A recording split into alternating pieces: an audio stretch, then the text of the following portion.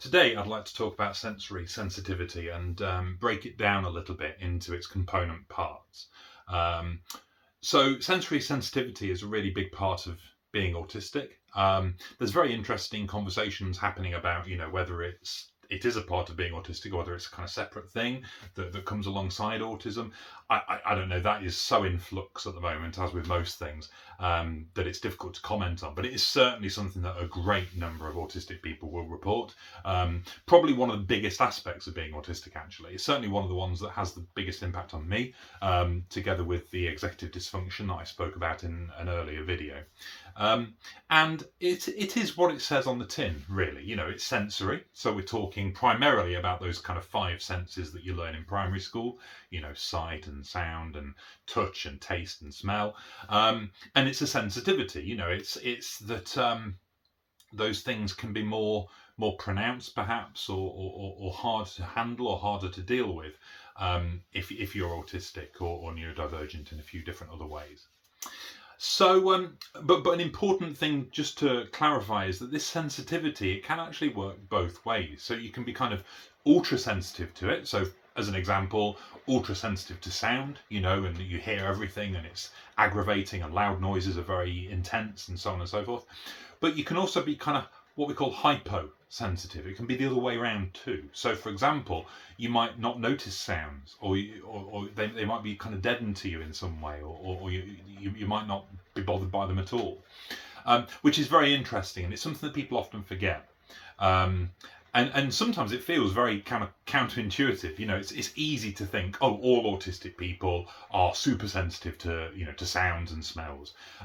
It's harder to remember that actually some autistic people are actually, almost deadened or numb to them. And even more confusingly, some autistic people will flip-flop between the two states of being. So, for example, I might be super sensitive to sound one day, and then the next day be the absolute reversal, and be actually quite numb to them and quite, fail to notice them. So it's complicated. It's a very complicated thing, and you have to take every case, on its own merits, and you have to keep an open mind, especially if you're working with an autistic person on things like adjustments for their workplace or for their school environment. You really have to remember and maintain in the forefront of your mind that it's not always the same, and that sometimes it might feel very counterintuitive, and not to get all kind of skeptical as a result. Like, hang on a minute, yesterday you said you didn't like sound, whereas now you're saying sometimes you're fine with it. That kind of thing, we get it all the time. I've been at the receiving end of that too, that horrible, smug, skeptical tone that really is very unpleasant. And don't do that. Don't do that. Be mindful that actually, yes, things can flip around, things can fluctuate. Okay, so let's start with vision. Okay, not the robot from the Marvel films, but just eyesight. Seeing things for those of us that are able to. Visual oversensitivity is probably most commonly found in just brightness. Okay, so for example, a good friend of mine has to wear sunglasses pretty much all the time because they're particularly sensitive to brightness. Okay, I don't have that. I've got a light shining directly in my face right now, and I'm fine with that. It doesn't bother me at all. It's interesting because I even get migraines, and even with my migraines, bright lights aren't a problem, which is really odd. So that's, I think, probably a very good example of me being hyposensitive to brightness. All it does is make me sneeze. And I like sneezing, so that's fine by me. But for a lot of other autistic people, bright lights are one of the worst things. It's something that they're incredibly sensitive to. So bright lights are one thing, but there's other things too. Visual busyness as well can be a problem. And this is something I talk about with schools, because classroom walls have a tendency to be very busy. Posters and decorations and colours everywhere. Look at the colours, children, and that's a bit much for a lot of autistic students. They and teachers. It's too much information. It's just TMI, because your eyes, you just have to take it all in. I can't stop my brain from taking in everything that I see, even if I don't want to.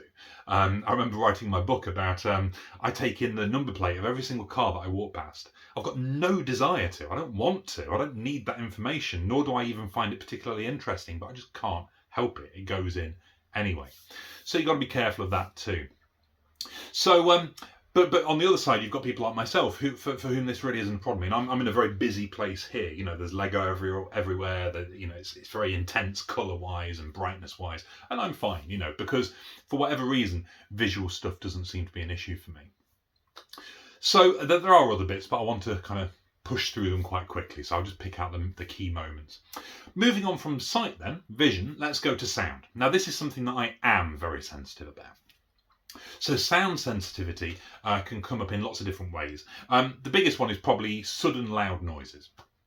And if you're not autistic, you might be thinking, well, obviously, no one likes that. You know, no one likes to hear sudden explosions right by their ear. You know, that's not something that any person is particularly keen on. But as with all things, it's a question of magnitude. Okay, so for autistic people, that aversion to that loud noise is going to be much more heightened than it would be for a non-autistic person, and you have to remember that. Okay, so for example, a big thing for me when I was a teacher was trying to make sure that autistic students had the forewarning that there was going to be a fire drill. Because obviously fire bells, fire alarms are very, very noisy and they come on all of a sudden. And sometimes you might even be unlucky enough to be standing right next to one when they start doing their thing. And whilst a non-autistic person might be, just shocked and an autistic person is likely to react in a much more more distressed manner. You know, so for example, it might cause them to get really upset or cry or scream or run away. You know, and believe me, as somebody who's got sound sensitivity, every single one of those responses is actually fairly reasonable given the situation, because I know how it feels to have to deal with that sudden sound. And yeah, crying or running away, yeah, they're two things that I probably would do if I didn't have the neurotypical masking going on and wanting to appear, normal at all times. I'd much rather run away because it's really shocking. It's so intense. It's like somebody smashing cymbals right next to your ear. It's very, very, very strongly unpleasant.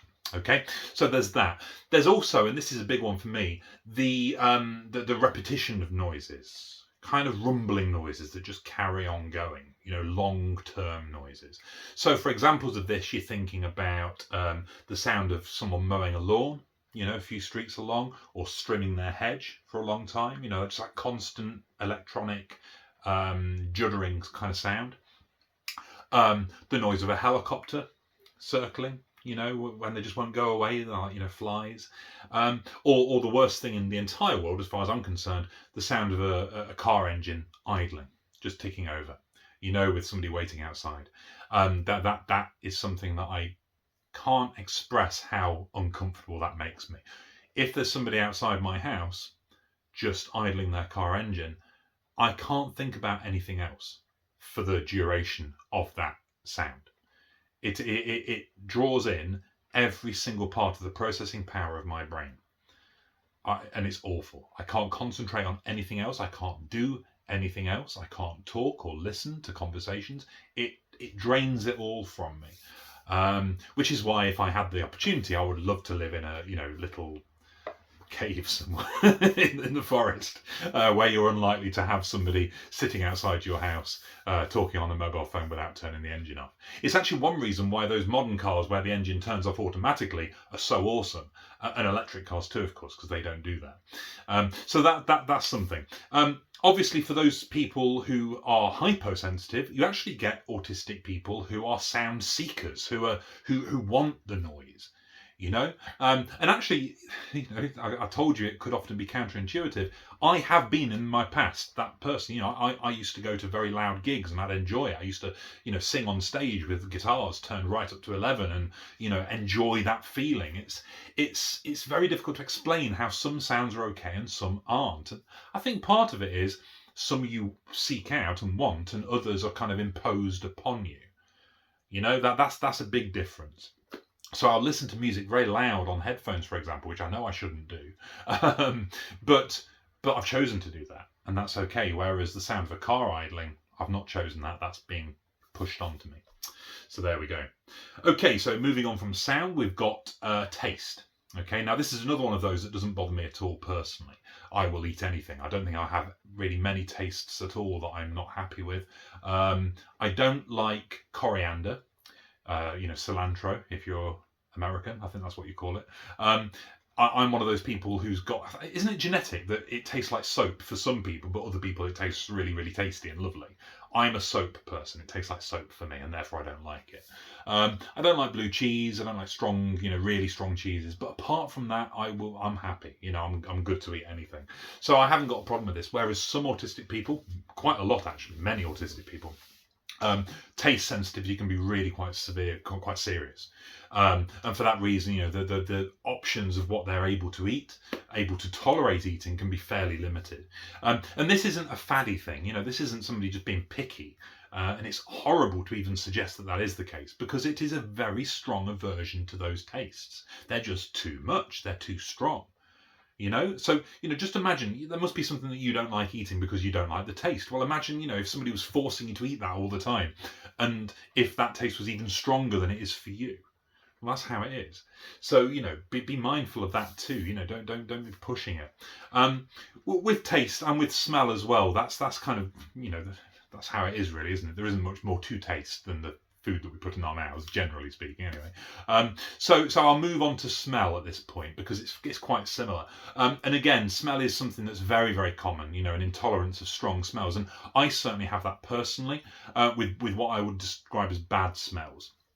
I've got no tolerance at all.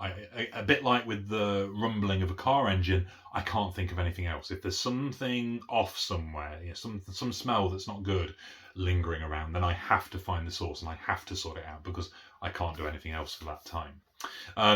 Whereas I have this interesting thing where if I judge the smell to be nice in some way, so for example, garlic cooking with onions, or nice perfumes, or aftershave, or mown grass, or something like that, I'm actually very tolerant of it, and I'm perfectly fine with it. Whereas some people have an intolerance to any kind of strong smell at all. Doesn't even matter if it's stereotypically pleasant. They can't stand it because it's overwhelming. Okay, and it takes over the brain. It becomes the only thing that you can think about or concentrate on. And again, there are people who will be the flip side of that, and who will either seek out strong smells or just won't notice them. You could walk in and be like, it stinks in here. The dog's done something on the carpet, and you're just sitting there, and they're like, I didn't notice. It just didn't it didn't register. It didn't occur. So that's that can happen. Finally, we've got probably the most kind of misrepresented one, which is touch. And for me, this is a really important one. And there's more to it than just tactile, being touched by another person. Although very often that is something that a lot of autistic people are very, very, very strongly averse to. Because there's other aspects to it too. So, for example, feeling humidity or damp, or just simple temperature. That counts as a touch thing, as far as I'm concerned. So they're quite important. For me, I have quite a lot of problems with touch. I don't like being touched by another human being, without permission. I really have a strong aversion to that. I hate being tickled. Somebody said to me the other day that tickling is almost an act of violence, and I agree with that. I think it's something that I really can't stand. It's not so much that I'm ticklish, because I'm actually weirdly not ticklish, if that makes sense. But I just don't like the sensation, if that can be understood. I don't like unwillingly react to it, like instinctively, like somebody who's ticklish, like going ah! Like that. I don't do that. I just hate the feel of it. Same with being poked, being poked, or somebody coming up and slapping you on the back, or something like that, or unbidden hugs. None of that, thank you. None of that is okay as far as I'm concerned, and I don't think I'm alone in that at all amongst autistic people. But other aspects to it as well. You've got the constant touch of clothing. I have this to an extent. My biggest thing isn't so much labels. I'm okay with labels. A lot of autistic people aren't, but I don't find them too bad. But if anything doesn't fit absolutely properly, then I will have a bad time. So, for example, a shirt that's slightly too small, or something like that. That's something that really I cannot stand. I hate that feeling of constriction. Same with ties and top buttons and all that kind of thing. I mentioned temperature. That's another big one for me. I have to be cold. at all times. A temperature above, say, 19 degrees Celsius is too warm for me, so I will need to either have a fan blowing on me or air conditioning or something like that, or go outside and get the cooler air, which is quite difficult. And it made this summer, summer 2022, particularly unpleasant for me. And then you've got the dampness thing. I mean, obviously not many people alive enjoy the feeling of damp socks. It's another one of those things where, we're all like that. None of us like damp clothes. It's magnitude, okay? You might not like it. I can't stand it. It's a whole other level of displeasure and hatred. Okay, so so I remember I tweeted about this a while ago, and people replied all kinds of awful things like water dripping down the back of your neck, underneath your shirt or whatever, or water in your cuffs, wet cuffs, damp cuffs, wet socks is obviously the classic. Wet jeans, when you can't peel them off. It's not so bad for me because, I wear jeans that, have a bit of bagginess to them. But I would imagine that for anyone that wears really tight, kind of, form-fitting jeans, that must just be the worst thing ever, trying to, wet jeans. So yeah, you can enter into quite animated discussions about touch sensitivity issues that autistic and other neurodivergent people have, that can actually be quite entertaining, because we're all just kind of offloading our hatreds for various things, and it can be quite fun. But if you're not autistic and you're listening, watching this, then please bear all of this in mind, when you're dealing with an autistic child or an autistic adult who seems to you to be being unreasonable in some way, because I can pretty much promise that probably isn't the case. There's probably some sensitivity thing going on there that's causing them terrible trouble. And you just need to be aware of that. Knowledge is the key. Knowing that it's a thing is the key. Once you know it's a problem, then it all starts to make sense. And you can avoid those situations. And life is better for everyone. So yeah, there's something to think about. Okay?